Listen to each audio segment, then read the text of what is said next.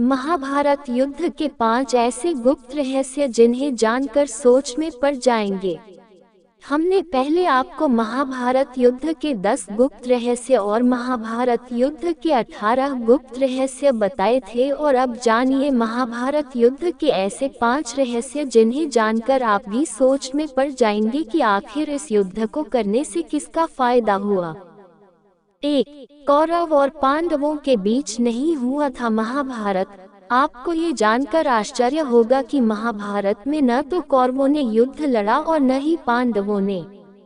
कौरव उसे कहते हैं जो कुरुवंश का हो।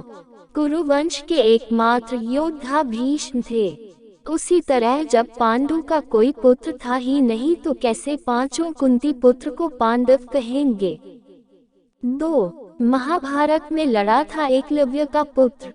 श्री कृष्ण के हाथों एक युद्ध में एकलव्य के वीरगति को प्राप्त होने या लापता होने के बाद उसका पुत्र केतुमान सिंहासन पर बैठता है और वह कौरवों की सेना की ओर से पांडवों के खिलाफ लड़ता है। महाभारत युद्ध में वह भीम के हाथ से मारा जाता है। 3. श्री कृष्ण के पुत्र और महाभारत के युद्ध में श्री कृष्ण की नारायणी सेना कौरवों की ओर से पांडवों के खिलाफ लड़ी थी, परंतु बलराम सहित श्री कृष्ण के सभी पुत्रों के महाभारत के युद्ध में शामिल होने का जिक्र नहीं मिलता है, जबकि उस समय श्री कृष्ण के पुत्र प्रद्युम्न और साम सहित 16 महारथी पुत्र थे। 4. कुल नाश हो गया था सभी का। युद्ध में सभी 100 कौरव और उनके सभी पुत्र मारे गए थे। दूसरी ओर युद्ध के अंत में पांडव पत्नी द्रौपदी के 5 पुत्र प्रतिविंध्य, सुतसोम, श्रुतकर्मा, शतानीक और श्रुतसेन को अश्वत्थामा ने उसे वक्त मार दिया था जब वे युद्ध शिविर में सो रहे थे। पांचों पांडवों की दूसरी पत्नियों से उत्पन्न उनके और भी पुत्र में जिसमें से अर्जुन पुत्र अभिमन्यु मारा गया था। महाभारत के अनुसार पांडवों के कुल 11 पुत्र थे, लेकिन अभिमन्यु की मृत्यु के बाद ही उनका वंश नष्ट हो गया। वह इसलिए कि अभिमन्यु का विवाह महाभारत युद्ध के पहले राजा विराट की कन्या उत्तरा के साथ हो चुका था, लेकिन उत्तरा ने एक मृत बालक को जन्म दिया था, जिसे श्री कृष्ण ने पुनः जिंदा कर दिया। बस यही बालक बचा था जिसका नाम परीक्षित था। पांडव पक्ष के विराट और विराट के पुत्र उत्तर, शंख और श्वेत, सात्यकी के 10 पुत्र, अर्जुन पुत्र इरावान, द्रुपद, द्रौपदी के 5 पुत्र, धृष्टद्युम्न, शिखंडी, कौरव पक्ष के कलिंग राज भानुमान, केतुमान, अन्य कलिंग वीर, प्राच्य, सौवीर, शूद्रक और मालवीर आदि सभी मारे गए थे। 5. ये योद्धा बच गए थे। लाखों लोगों के मारे जाने के बाद लगभग 24,165 कौरव सैनिक लापता हो गए थे, जबकि महाभारत के युद्ध के पश्चात कौरवों की तरफ से 3 और पांडवों की तरफ से 15 यानी कुल 18 योद्धा ही जीवित बचे थे। माना जाता है कि महाभारत युद्ध में एकमात्र जीवित बचा कौरव युयुत्सु था।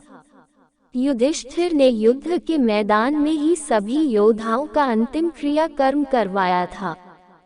महाभारत युद्ध की समाप्ति के बाद कृतवर्मा, कृपाचार्य, युयुत्सु, अश्वत्थामा, युधिष्ठिर, अर्जुन, भीम, नकुल, सहदेव, श्री कृष्ण, सात्यकी आदि जीवित बचे थे।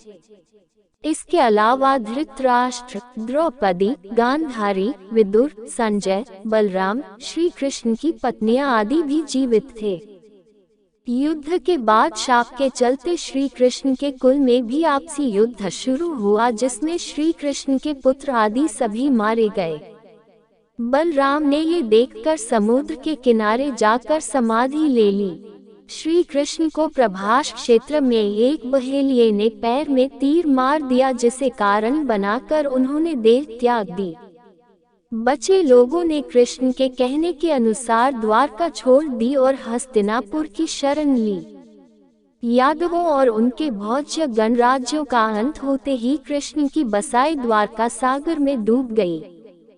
धृतराष्ट्र और गांधारी ने पांडवों के साथ रहते रहते 15 साल गुजार दिए। तब एक दिन भीम ने धृतराष्ट्र व गांधारी के सामने कुछ ऐसी बातें कह दी जिसे सुनकर उनके मन में बहुत शोक हुआ और दोनों वन चले गए। उनके साथ गांधारी, कुंती, विदुर और संजय भी वन में रहकर तप करने लगे। विदुर और संजय इनकी सेवा में लगे रहते और तपस्या किया करते थे। एक दिन युधिष्ठिर के वन में पधारने के बाद विदुर ने देह छोड़कर अपने प्राणों को युधिष्ठिर में समा दिया। फिर एक दूसरे दिन जब धृतराष्ट्र और अन्य गंगा स्नान कर आश्रम आ रहे थे, तभी वन में भयंकर आग लग गई। दुर्बलता के कारण धृतराष्ट्र, गांधारी व कुंती भागने में असमर्थ थे, इसलिए उन्होंने उसी अग्नि में प्राण त्यागने का विचार किया और वहीं एकाग्रचित होकर बैठ गए।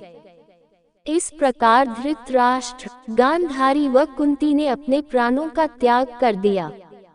संजय ने यह बात तपस्वियों को बताई और वे स्वयं हिमालय पर तपस्या करने चले गए। धृतराष्ट्र, गांधारी व कुंती की मृत्यु का समाचार जब महल में फैला तो हाहाकार मच गया। तब देवर्षि नारद ने उन्हें धैर्य बंधाया। युधिष्ठिर ने विधिपूर्वक सभी का श्राद्ध कर्म करवाया और दान दक्षिणा देकर उनकी आत्मा की शांति के लिए संस्कार किए।